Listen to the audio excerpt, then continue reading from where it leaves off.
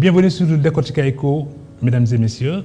Décortica Eco a le plaisir de recevoir justement sur son plateau un expert de la question des transactions électroniques. Il s'appelle Ibrahim Noureddine Diagne, qui est actuellement l'administrateur de Gaïndé 2000 et rapporteur pour l'Afrique du Centre des Nations Unies justement pour les transactions électroniques. M. Diagne capitalise 20 ans d'expérience dans le secteur. M. Diagne, bonjour. Bonjour Mamadou, et c'est un plaisir pour moi d'être votre invité. Merci beaucoup. Nous sommes à quelques encablures justement du déconfinement généralisé en Afrique. Le pays, le Sénégal notamment, a connu effectivement un renversement de perspective avec la crise sanitaire. Mais progressivement, peut-être les Sénégalais ont commencé à s'habituer à cette pandémie, à vivre avec, comme l'a dit le président de la République, mais à prendre aussi les mesures de précaution d'usage. Mais l'économie a subi un sacré coup d'arrêt. Aujourd'hui, on parle de reprise économique. Selon vous, experts, vous avez sillonné un peu le continent africain, vous avez rencontré justement des gens qui dynamisent différents secteurs, dans le secteur des transactions électroniques. Avez-vous le sentiment que nous sommes sur une bonne rampe de lancement pour permettre à notre économie de redémarrer? Alors c'est une question tout à fait importante parce que lorsqu'on parle de relance, c'est qu'on a fini de consommer cette crise. Et aujourd'hui, il faut dire que nous n'avons sans doute pas fini de consommer cette crise. Dans un contexte international d'ailleurs, nous sommes en train de vivre ces derniers ressorts. Et s'il y a une reprise de la pandémie, comme ça se passe aujourd'hui dans certaines économies, on pourra voir les tendances encore repartir à la hausse. Donc la notion de relance doit être considérée non pas comme une séquence qui suit celle de la crise, mais comme une séquence en parallèle. Ça veut dire qu'il faut se donner les capacités de pouvoir exister économiquement sans avoir un lien absolu avec cette crise. Alors nous avons des secteurs qui sont facilement gérables parce qu'en lien direct avec la crise, comme le secteur touristique, tout ce qui a trait aux séminaires, aux conférences, au transport aérien, c'est des secteurs où on peut savoir comment ajuster les différents leviers permettant de pouvoir arrêter l'activité sans pour autant mettre en péril l'emploi. Mais là où c'est le plus vicieux, c'est des secteurs aujourd'hui qui ne sont pas directement impactés, mais qui subissent en fait les ressorts de cette crise. Et donc c'est la plupart des entreprises, le tissu des PME, qui sont sur le territoire national. Et pour eux, le mot relance a tout son sens. Ça veut dire qu'il faut que la consommation reprenne. Donc tout ce qui freinait la consommation doit être levé, et c'est le sens des mesures qui ont été prises plus ou moins au Sénégal, sans pour autant compromettre la sécurité et la santé. Et le deuxième critère important pour eux, c'est qu'il faut qu'il y ait l'investissement, un retour de l'investissement. Donc les banques et les institutions qui accompagnent les entreprises soient disponibles pour encadrer cette relance. Donc je pense que le mot relance est un mot approprié, mais il faut simplement lui affecter la nuance qu'il ne s'agit pas d'une relance post-crise, parce que la crise est encore là. Il s'agit d'une relance en quelque sorte qui va se dérouler en parallèle. Avez-vous le sentiment qu'il y a des raccourcis qu'on peut rapidement utiliser pour embrayer justement et arriver effectivement à cette relance qui chemine avec la crise elle-même, puisqu'elle n'est pas encore derrière nous? Absolument. Mais pour cela, il faut vraiment une analyse approfondie et, j'allais dire, inclusive. Parce qu'il faut qu'aujourd'hui, on puisse, dans une économie comme celle du Sénégal, savoir quels sont les vrais ressorts de cette économie, mais des ressorts endogènes. Parce que nous étions dans un système monde extraverti où nous ne faisions pas attention de ce qui nourrissait la croissance. Nous ne faisions non plus peut-être pas attention sur comment cette croissance retombait sur le plan social. Aujourd'hui, à mon sens, il est absolument nécessaire d'analyser cela, et de façon très inclusive. Ça veut dire que la société civile, les chercheurs universitaires doivent avoir leur place dans cette réflexion pour redéfinir le modèle que nous voulons pour la croissance, soutenir notre croissance. Et une fois que ce modèle est redéfini, il va falloir construire de façon accélérée les bases de cette économie pour pouvoir sortir, j'allais dire définitivement, des conséquences de la crise Covid, mais surtout avoir les armes pour affronter toute autre crise qui pourrait survenir et de même nature. Notre économie a été tout le temps décrite comme une économie basée justement sur des facteurs spéculatifs. N'est-il pas temps maintenant de voir si on peut inverser un peu les termes de l'ordre des facteurs, ne serait-ce que pour voir maintenant la dimension productive? C'est-à-dire si cette crise nous permet maintenant de nous autonomiser par rapport à un certain nombre d'invariants économiques qui mettaient le pays peut-être à la merci des autres marchés sur lesquels nous étions dépendants. Oui, nous serons d'autant plus confortés dans cette démarche que c'est une mouvance internationale aujourd'hui. Vous voyez partout, en Europe, en Amérique. L'Asie, je n'ai pas bien perçu. Certainement qu'eux, ils doivent être plus dans une logique d'inquiétude puisque c'était l'usine du monde. Merci. Et que le monde est en train de se dire, nous avons besoin de nos propres usines. Alors l'Afrique ne peut bien sûr pas faire autre chose que d'inventer de nouvelles conditions pour permettre à des petites et moyennes industries, à des grandes industries d'émerger. Donc autant parfois nos petits marchés peuvent constituer une contrainte, autant nos constructions comme la CEDEAO ou comme l'Union africaine ont une occasion comme jamais de pouvoir montrer que c'est ça l'assiette économique de l'Afrique. C'est vraiment tout le continent. Donc je pense que nous devons être très proactifs, nous concerter à l'échelle nationale, mais surtout faire des constructions à l'échelle régionale. Cela dit, les outils technologiques ont beaucoup muté en ces temps derniers, je dirais. De plus en plus d'ailleurs, je ne sais pas si c'est peut-être un effet de mode, mais de plus en plus on parle donc de la digitalisation de l'économie, de la numérisation, du basculement numérique. On a comme l'impression encore que c'est une nouvelle idéologie, mais sûrement elle ne l'est pas. Elle est plus qu'une idéologie, elle est peut-être une réponse ou une adaptation à un environnement qui sonne plusieurs fois à nos oreilles et qui n'est pas encore entendu. Je veux dire, est-ce que nos économies sont prêtes à s'acclimater à la digitalisation qui est un processus en cours? Tout à fait. Et cette crise a été un excellent prétexte parce que c'est une crise, en fait, je peux dire, de la relation, si je peux caricaturer. C'est une crise qui a redéfini la relation en ne faisant plus de la proximité une condition essentielle de la productivité. Et donc, du coup, les outils numériques sont venus remplacer, en fait, ce vide qui existait parce qu'on ne pouvait plus se déplacer et il fallait qu'on puisse continuer à être productif. Et donc, toutes les réticences que les organismes pouvaient avoir et les individus ont été carrément mises de côté, simplement pour pouvoir être productif. Et donc, je pense que le numérique a un boulevard devant lui. Maintenant, comment faut-il se l'approprier? Le numérique, c'est un outil d'abord de performance des organisations. C'est aussi un outil de transparence et c'est un outil qui permet également de faire tomber des frontières géographiques car il permet une couverture territoriale et même en termes de marché, une couverture internationale. Donc, il est temps, sans doute, que nous soyons stratégiques. C'est-à-dire ne pas seulement dire que tout le monde utilise le numérique et que c'est tant mieux, mais il faut que nous soyons stratégiques. Ça veut dire que nous essayons de construire avec le numérique une valeur ajoutée qui va permettre à nos économies d'être beaucoup plus performantes et surtout beaucoup plus efficaces. Alors, est-ce que nous sommes équipés pour souhaiter la bienvenue donc, à la digitalisation de l'économie?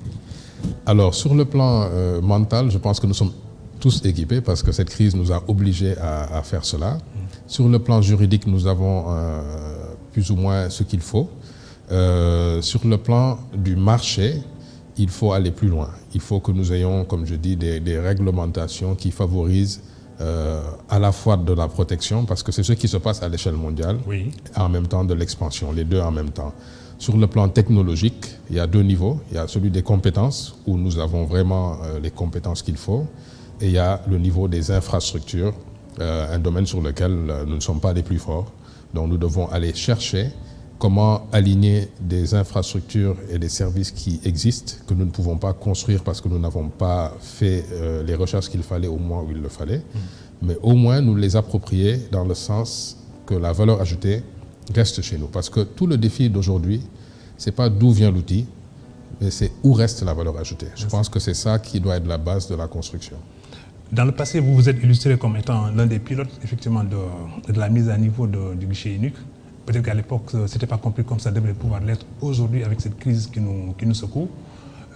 Mais visiblement, vous avez été dans la prémonition que de dire peut-être il faut uniformiser un peu les formes, uniformiser un peu peut-être les procédures, les systèmes, peut-être même de créer des plateformes et ensuite sans doute de voir que tout l'écosystème peut fonctionner avec des plateformes identifiées.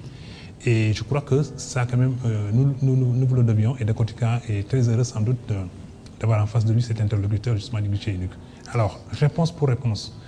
Est-ce que cela peut inspirer maintenant d'autres régions, d'autres pays que de vouloir s'appliquer ce que le Sénégal a pu réussir avec une uniformisation justement des procédures administratives de reconnaissance des entreprises?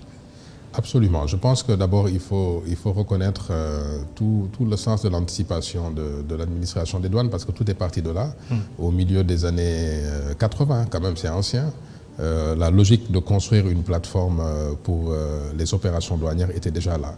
Donc quand en 2002, le guichet unique a été créé, il s'est appuyé sur cette expérience où il était possible de faire des transactions avec une administration par une plateforme digitale. Et le guichet unique, c'était un projet très ambitieux à l'époque, parce qu'imaginez-vous réunir au moins une quarantaine d'administrations différentes sur une plateforme pour faire des transactions. C'était vraiment quelque chose de très audacieux à l'époque, parce qu'il y avait un Internet à peine stable, des débits, des performances à peine stables, et nous avons réussi quand même à asseoir cela. Le Sénégal est parmi les premiers pays au monde, je ne dis pas africain, mais nous faisons partie des 5 premiers pays au monde à avoir mis en place cette plateforme de guichet unique dématérialisée pour les formalités du commerce. Et aujourd'hui, c'est vrai, quand je regarde cette crise, je me dis que nous avons été très bien inspirés, parce que nous n'avions pas ces contraintes qui nous obligeaient à le faire. Nous avions juste l'ambition de dire qu'il faut positionner notre pays avec les technologies qui existent pour qu'il soit au premier rang. Si aujourd'hui, donc, vous prenez vous vous investissez pour prêcher la bonne parole, vous êtes dans votre légitimité. Bon, je vais le dire avec toute la modestie qui doit accompagner cela. Je vous le concède. Alors, cela dit, un secteur comme les impôts et domaines peine à connaître quels sont les contribuables sénégalais, qui peinent à connaître un peu quel est le patrimoine foncier du pays. Est-ce que une plateforme digitale peut aider à mieux structurer donc, la direction des impôts et domaines, et en même temps aussi peut-être leur permettre d'avoir quand même des performances plus accrues, puisque telle est la volonté sans doute de la direction générale des impôts et domaines? Absolument. Je pense que la digitalisation pour une administration comme les impôts et domaines, c'est à plusieurs niveaux. Le premier niveau, c'est la relation avec les usagers. Parce que parfois, vous avez des organismes qui ont une administration très ancienne derrière, mais qui vous mettent en devanture des moyens digitaux qui permettent aux usagers de pouvoir gérer ces interfaces. Pour ce que j'en sais, l'administration des impôts a fait d'énormes progrès les 10 dernières années pour mettre en place des interfaces avec des usagers pour le paiement, pour la déclaration. Et donc, à ce niveau-là, c'est quelque chose de tout à fait acquis. Maintenant, derrière la machine qui permet de faire fonctionner cette administration, de maîtriser l'assiette, de pouvoir faire les contrôles qu'il faut, je ne suis pas un expert de ce domaine-là, mais je suis sûr qu'avec les technologies de géolocalisation, de maîtrise de l'assiette, en tout cas foncière, parce qu'avec les technologies de GIS, on maîtrise carrément ce qui se passe sur le territoire. Elle a les moyens technologiques aujourd'hui d'accroître sa performance. Et pour connaître personnellement le directeur général, qui est également un homme de défi en matière de digital, parce que depuis qu'il est secrétaire général du ministère des Finances, il a toujours positionné le digital comme étant un élément fondamental dans la gestion économique. Donc, vous parlez de M. Dias en l'occurrence, il a même poussé un peu le bouchon plus loin, puisqu'il a entrepris justement des démarches auprès de ses pairs de la Sénélec notamment, et peut-être du port et sans doute de la douane, pour voir un peu peut-être comment ces grandes organisations, ces grandes administrations peuvent se concerter et essayer peut-être quand même d'identifier les vrais acteurs de l'économie sénégalaise. Si bien que en touchant la Sénélec, on peut connaître peut-être, on peut répertorier ceux qui contribuent, ceux qui payent le facture d'électricité, et plus loin aussi vers la douane, on peut savoir ceux qui importent. Parce que parmi ceux qui importent, il y en a qui sont dans l'informel. Et du coup, en amont, on peut peut-être les capter et identifier justement ces acteurs-là. Donc sans doute, la digitalisation peut aider ces efforts et ces initiatives-là, puisque vous en avez vécu. Absolument, c'est le croisement des fichiers en fait. C'est comme les banques aujourd'hui, si vous faites un crédit dans une banque, si vous allez dans d'autres banques, ils sont au courant. La place de Dakar est au courant. Exactement, donc la Banque centrale a pu organiser une centrale des risques, des bilans, qui permet justement de ne pas laisser un opérateur cloisonner l'information. Et je pense qu'aujourd'hui également, les administrations fiscales, que ce soit la douane ou les impôts, ont le même projet. D'ailleurs, c'est un projet qui existe, hein, et je pense même que c'est effectif aujourd'hui. Il y a le croisement des fichiers, il y a les échanges qui se font entre ces administrations-là, parce que c'est la seule manière justement de pouvoir donner sens aux informations. Vous savez, aujourd'hui, on a une multitude d'informations. Et ces informations-là, grâce au digital, on peut leur donner un sens en les croisant. Donc je pense que cette convergence qui est recherchée, elle est nécessaire. Elle est déjà effective pour ce que j'en sais, et donc de plus en plus les opérateurs économiques devront être le plus transparents possible, car les informations qui permettent de faire les croisements vont être disponibles. Autrement dit, vous encouragez donc une numérisation de l'économie parce que ça va changer la face de l'économie sénégalaise. Oui, je pense que définitivement c'est un saut qualitatif que nous pouvons faire avec cette numérisation de l'économie. D'une part, les administrations seront beaucoup plus efficaces. Parce qu'aujourd'hui, on est sûr que le nombre de fonctionnaires qu'il faut pour servir les populations ne peut pas croître avec les contraintes financières que nous avons proportionnellement à la population. Donc le digital est quelque chose qui permet de combler ce vide d'une part, mais surtout d'accroître la qualité du service public envers les usagers. Et aujourd'hui, qu'une crise comme le Covid, la Covid, bon, moi je continue toujours à dire le Covid. Comme moi aussi, j'ai dit Covid. Exactement. A permis d'éduquer de façon accélérée toutes les populations. Combien de personnes ont fait des conférences avec tel outil ou tel outil sans être formés? On vous dit réunion demain, tel outil, vous cliquez et puis ça devient intuitif. Donc il y a eu une forme d'éducation accélérée des populations sur le digital, et c'est le moment ou jamais de pousser le digital au cœur de la relation entre les administrations et les usagers, mais également des entreprises avec leurs clients. C'est une des rares technologies qui ne fait pas peur aux populations. D'habitude, toute nouvelle technologie inspire la peur, suscite des craintes, et puis peut-être même à la limite, les gens sont réticents à s'embarquer parce qu'ils ne savent pas peut-être qu'est-ce qu'il y a derrière ce projet électronique ou technologique. Mais voilà que peut-être tout le monde s'emballe justement pour le numérique, pour la digitalisation. Est-ce que vous avez une explication? C'est le besoin de relations. Nous sommes dans un pays où le social et la relation, c'est fondamental. Une crise est venue nous dire plus de relations. C'était impossible. Et donc le numérique s'est positionné pour combler, disons, ce vide, et aussi bien au niveau social qu'au niveau professionnel. Et donc du coup, ça correspond à notre aspiration réelle. C'est ça qui a fait que ça n'a pas été un facteur bloquant. Maintenant, il y a des risques. Il y a des risques sur la protection des données, il y a des risques sur la confidentialité, il y a même des risques sur le fait qu'aujourd'hui, les espaces privés et professionnels sont confondus parce qu'on utilise les mêmes outils pour à la fois régler des problèmes de famille et des problèmes professionnels. Donc ça, c'est des choses qui devront être régulées sans doute dans le temps, mais c'est vrai que nous sommes allés directement dans l'utilisation intensive du digital. Alors, à votre place, je recevais donc un spécialiste des télécommunications et je lui ai demandé en le taquinant si les télécoms ne sont pas le seul secteur à pouvoir peut-être tirer son épingle du jeu de la crise sanitaire. Mais visiblement, avec le confinement des populations, sans doute, ce qui a le plus marché, c'est le téléphone. C'est donc l'interconnectivité des gens. C'est peut-être même le télétravail. C'est donc une batterie d'activités qui sont nées, disons, de ce confinement. Vous donnez raison à votre prédécesseur? Tout à fait. Je pense qu'il y a une chaîne de valeur ajoutée autour de la communication. Donc les télécoms, c'est le principal vecteur. Mais c'est peut-être pas la plus forte valeur ajoutée aujourd'hui parce que les prix ont été tirés vers le bas et donc les technologies aussi coûtent beaucoup moins cher. Et les zones de valeur ajoutée, ça va être par exemple la fintech. Aujourd'hui, vous allez voir que le transfert d'argent également est allé corrélativement de façon exponentielle. Tout le monde utilise le transfert puisqu'on ne se déplace pas. Et beaucoup d'autres donc valeurs ajoutées qui sont associées à la distance. Donc les télécoms, le secteur des télécoms est un vecteur qui a connu une croissance, mais la valeur ajoutée, il faut aller la chercher dans tout ce qui est périphérique, avec notamment la fintech et tous les autres secteurs qui dépendent des télécoms. Avez-vous le sentiment, Noureddine, qu'il y a un déclic, un réveil des populations en direction sans doute du digital et des différentes plateformes, et un engouement peut-être maintenant qu'il faut canaliser pour voir le meilleur qu'on peut en tirer? Oui, moi je pense qu'on a énormément gagné en termes d'éducation des populations sur l'usage du numérique. Et ça, c'est souvent la première barrière. Les gens, ils ne veulent pas changer, ils sont dans leur zone de confort.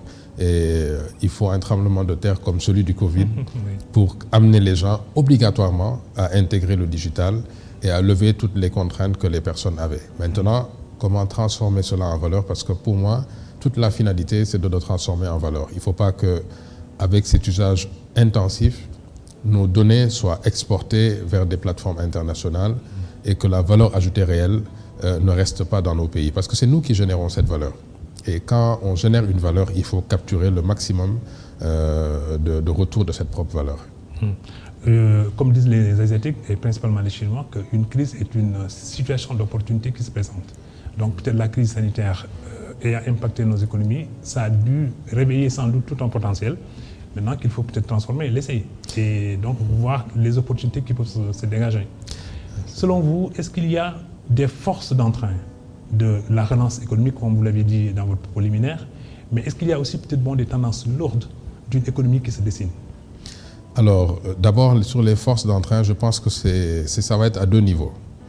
Un citoyen conscient que dans ses choix de consommation, il a l'option de nourrir la valeur ajoutée endogène du pays ou l'option de nourrir une valeur ajoutée extravertie. Donc, il y a une responsabilité du citoyen, d'une part.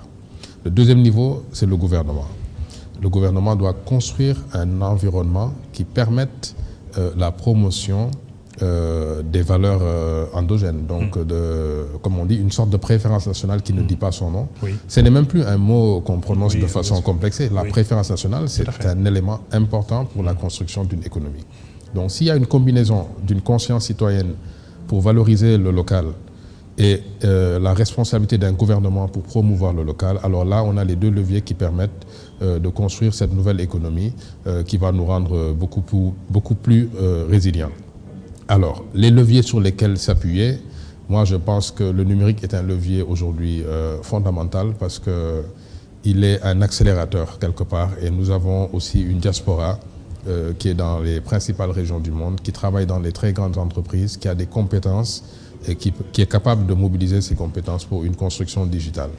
La construction digitale, c'est pour un État qui coûte moins cher et qui est plus efficace vis-à-vis des populations. Donc, je suis convaincu, peut-être c'est parce que c'est mon domaine, bien sûr, que le digital est la clé. Alors, décrivez-nous quand même un peu, pour les téléspectateurs, ce que c'est qu'une société numérisée. Une société qui est envahie justement par le numérique et de façon très positive. Absolument. Donc, cette question me permet d'apporter une nuance. Informatiser et numériser, c'est des concepts qui ne sont pas tout à fait les mêmes. Qui sont voisins, mais qui ne sont Exactement, pas, voilà. renvoient pas à la même réalité. Exactement. Quand vous informatisez, ça commence par le papier, et quand ça rentre, vous faites tout ce qui est informatique, mais à la fin, vous redonnez un papier pour que le gars puisse continuer. Donc ça, c'est l'informatisation. La numérisation, l'entrée, ce n'est pas le papier, c'est le numérique directement. Tout à fait. Et la sortie, le résultat, voilà, la sortie, le résultat aussi, c'est pas du papier, c'est du digital. Donc vous avez une continuité numérique intégrale. Et cette construction-là, elle doit forcément se faire de façon cohérente à une échelle nationale. Parce que si chacun a une sortie numérique et que les sorties numériques ne se parlent pas, on n'a pas une économie numérique. Donc c'est pour ça que le numérique est forcément une construction nationale, parce qu'il faut qu'il y ait toutes les cohérences, toutes les passerelles. Mais en même temps que c'est une construction nationale, il y a aujourd'hui des standards internationaux qui permettent, même en faisant une construction nationale, d'être interopérable avec le reste du monde. Et je vais vous donner un exemple. Aujourd'hui, avec la reprise du trafic aérien, le volet sanitaire est un volet prioritaire. Donc, il vient devant la sécurité, devant les notions d'immigration. Je ne pense pas qu'on puisse s'en sortir si chaque pays définit ses critères d'entrée et de sortie des personnes. Il faudra un passeport sanitaire numérique international. Et c'est ça qui permettra aux personnes de pouvoir voyager sans difficulté. Je vais vous donner un exemple avec la crise sanitaire qui se dessine et la reprise du transport aérien. Vous avez vu que beaucoup de contraintes sont posées par les pays en matière de conditions de voyage. Et vous n'imaginez pas que chaque pays va avoir ses propres règles. On ne s'en sortirait pas. On ne s'en sortirait pas. Ouais. Donc on va sans doute vers un passeport numérique international. Standard qui va être interopérable. Et dans chaque pays, quand vous allez avec votre application, vous serez reconnu comme étant quelqu'un qui peut voyager. Et donc voilà des questions sur lesquelles il faut anticiper en tant que continent africain. Parce qu'on aurait pu construire le passeport numérique sanitaire africain avant même que cela nous soit dit ou indiqué par d'autres organismes. Donc c'est pour vous dire qu'il y a également de l'interopérabilité à l'échelle internationale. Vous êtes un mordu des questions numériques. Vous avez même créé un think tank qui réfléchit justement sur ces questions par anticipation. Dans un futur proche, quel est le scénario qui se dessine pour le continent africain en termes de numérisation, puisque maintenant aussi il y a l'agenda 2063 qui se profile. Et très sûrement, ces technologies-là vont peut-être servir un peu de levain pour le continent. Absolument. Vous savez, l'Afrique est un continent qui a toujours mis en place des horizons de développement qui malheureusement n'ont jamais donné les résultats attendus. Ce qui est clair, c'est que cette crise est un prétexte de remise à plat. D'abord de la conscience, parce que le premier frein, c'est que nous sommes structurellement quelque part conditionnés pour construire un développement par étapes et dépendant de l'étranger. Donc aujourd'hui, il faut qu'au niveau des générations jeunes, nous puissions construire un développement, un modèle de développement basé sur nos propres ressources. Ça, je pense que c'est le premier défi. Et nos compétences, au cœur desquelles les compétences digitales. Et si nous ne faisons pas ce travail, je pense que nous poursuivrons des plans qui se succéderont, qui auront des ambitions nobles, mais qui n'aboutiront pas parce que le ressort de la conscience africaine qui doit nourrir ces plans n'existe pas. Donc moi, j'insiste beaucoup aujourd'hui sur une conscience africaine qui est à la fois ouverte sur le reste du monde, mais qui est totalement ancrée sur les réalités locales et sur la capacité à générer de la valeur ajoutée qui reste en Afrique. Alors, ferions-nous les mêmes choses de la même façon au sortir de la crise? Personnellement, pour les entreprises, je pense que non. Je pense qu'il y a un pivot, il y a une rupture qui a été engagée et que les entreprises vont désormais mesurer leurs performances différemment et la notion de présence ne sera plus une notion intégrale. Tout à fait. Pour le client qui achète, certains d'entre nous ont changé leurs habitudes de consommation, ont même changé l'ordre de priorité dans leurs besoins. Et donc cela affectera de l'autre côté les administrations. Maintenant, dans la vie civile de tous les jours, je pense qu'on continuera à être des êtres sociaux et donc à privilégier la relation plutôt que la distance. Voilà, les 4 points cardinaux de la planète restent fixes. Le monde bouge, certes, les acteurs aussi font bouger le monde. Nous recevions aujourd'hui un expert dont le Sénégal peut se glorifier, en la personne de Noureddine Diagne, qui est très qualifié et puis qui connaît aussi tous les cénacles donc, où se positionne l'Afrique, mais également où se structurent les projets structurants de l'Afrique de demain. Monsieur Diagne, merci. Merci beaucoup, Mamadou. Je suis honoré et très heureux d'avoir été votre invité et d'avoir partagé avec vous sur ces questions. Voilà, ainsi prend fin Décortica Eco, qui avait le plaisir de recevoir une des sommités du numérique en Afrique, M. Noureddine Diagne. M. Diagne, merci beaucoup. Merci à vous.